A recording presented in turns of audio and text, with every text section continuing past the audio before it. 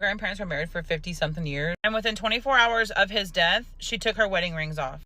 Welcome back. We're talking about marriages that women feel completely alone in. This is hashtag married single mom. Now, a lot of these women, it doesn't matter if they're mothers or not, it doesn't matter if this is a traditional or modern marriage, they all deal with the same issues. And we're dealing with patriarchy, who is insensitive to the needs of women, the emotional needs, whatever it is. We've been told and taught to accept whatever a man offers us because he's a man and we so desperately need one.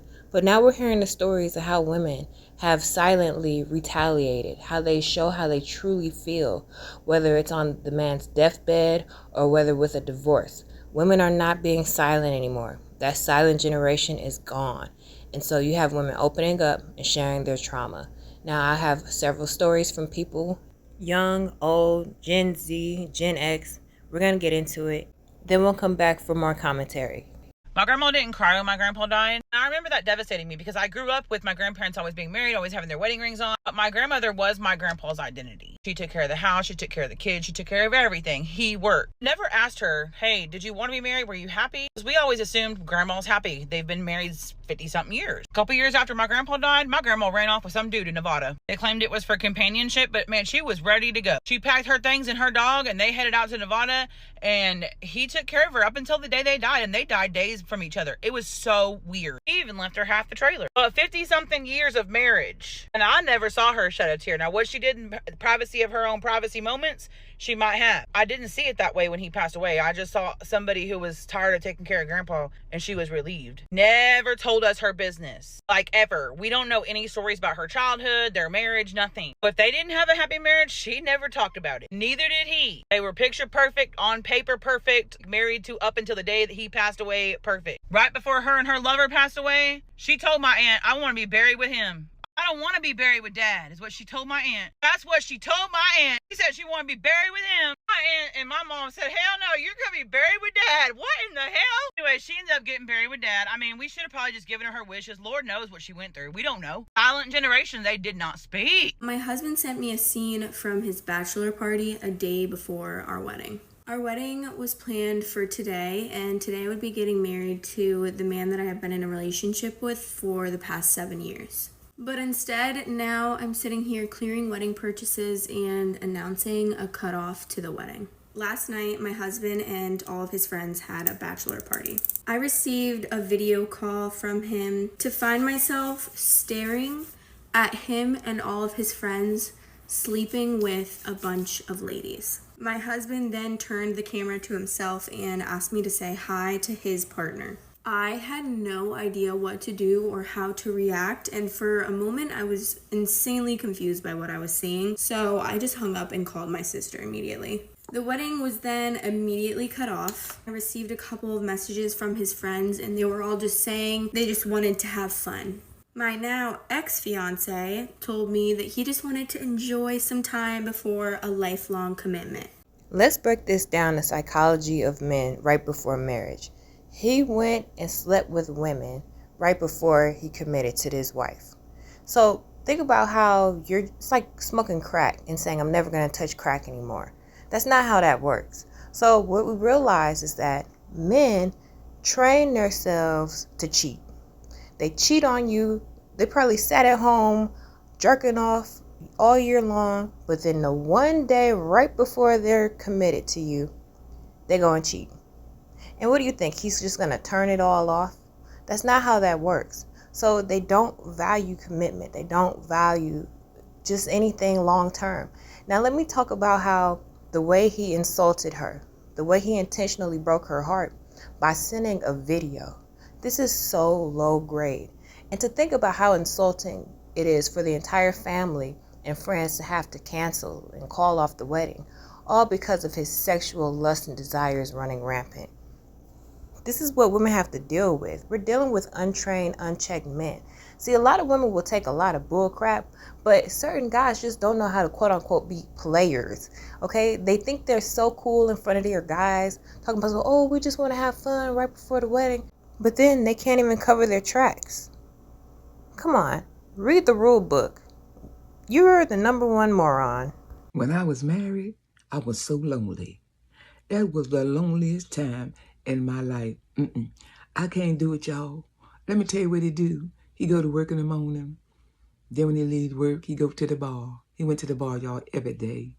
Even on Saturdays, he went to the bar. Look at here, y'all. When he come back from the bar, he take a shower, be in the bathroom 2 hours. Then he go to bed, y'all. This was every day, every day. No days was he saying, come on, what we gonna do today, what we gonna do tonight, we gonna watch movies, we gonna eat popcorn, what we do? None of that. Can I have a hug? None of that, y'all. None of that, you know. I was just so lonely. Look, sometimes, I would sit in the dining room, y'all, and it'd be daytime when I'd be in the dining room. I'd be there sitting in the dining room all day, y'all, it'd be dark. And somebody would come in the dining room and they say, what you doing sitting in the dark? I say to them, I didn't even notice it was dark.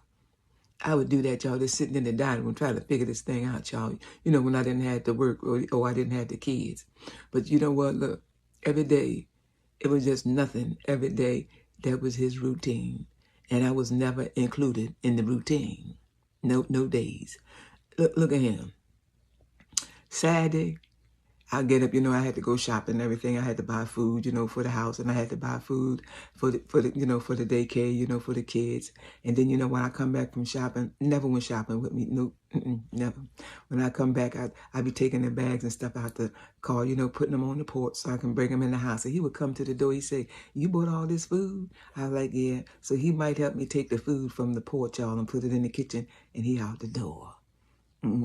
Never ever say, well, you need me to help you with go shopping. How much you need for food? Never, no time. Always by myself, y'all. Trying to take care of my family and my kids. This was every day. We ain't never. Then once in a while, them little trips and stuff that we had. We go on them little trips, but I was lonely. And let me tell y'all now, I don't do lonely. Lonely is not my friend. I can't stand him. I'm not lonely no more, y'all. I haven't been lonely since I wasn't married no more. Even with the first husband, too much loneliness. You just by yourself, and that was a whole nother whatever mess. But y'all, I couldn't do it because I'm too lonely. With those marriages, I was too lonely. I'll talk to y'all later on the next video. We women in toxic relationships can relate. Never no plans, nothing. Never no hugs, no reaching out for affection. Just a complete deadbeat. Every day, nothing. Every single day. I've experienced this too, where I had a man I lived with who pursued me for almost a year. And when he got me, let me tell you, it was never any companionship, never coming along on the shopping. Just weird energy when we're shopping for groceries, pushing the cart off fast. Everybody else is in the store walking side by side. He the only one going ahead. I gotta get my stuff. Okay, but what about our stuff? Just weird energy. These people have social, what do you call that? Antisocial behavior. And so I understand this woman so much when she's talking about never nothing. What we're going to do, have some popcorn? You have to catch the guy in passing. Remember, she said he's always out the door. That's how I was in my relationship. Always out the door. You got to catch him in passing. If you want to talk to him, heck, if you want to tell him we need toothpaste, you got to catch him in passing. We could never just sit still face to face and communicate. There was never no checking in with each other throughout the day. And even though we agreed we weren't even in a committed, exclusive relationship, we had trouble just coexisting. We couldn't even just talk to each other and say, hey, the house needs this, that. The landlord's coming over here to inspect XYZ. We couldn't even take care of the light bill. I remember he clowned me so much when I had a year when I was struggling. I was extremely depressed, and my apartment was flooded, and so I was just too depressed. And I had owed like a few $100s in my energy bill. Well, he clowned me so much. This man made so much money, the best job in town. And yet I opened up the bill, and his lights are about to get cut off within days. He's owing in the thousands. So what are you doing with your money? You see, they take their money and they spend it outside. They don't use their money indoors with you. They don't ask for no affection, no hug. And this guy had the nerve to call me after I finally left. Yes, I finally got rid of this toxic guy. And now he wants to call me after never no calls for months, for years. Never calling me to see how I'm doing, never checking on me. And now you want to come around? That's the devil. See, a lot of us have our soulmates, and then other people just have demons who latch onto you to distract you from your purpose. This woman expressed something similar. She writes, 6 years ago on Father's Day, my dad had a heart attack. I came home from work upset because I didn't know what was going to happen, and he was 1,000 miles away. My husband looks at me as I'm crying and asks what I'm making for dinner.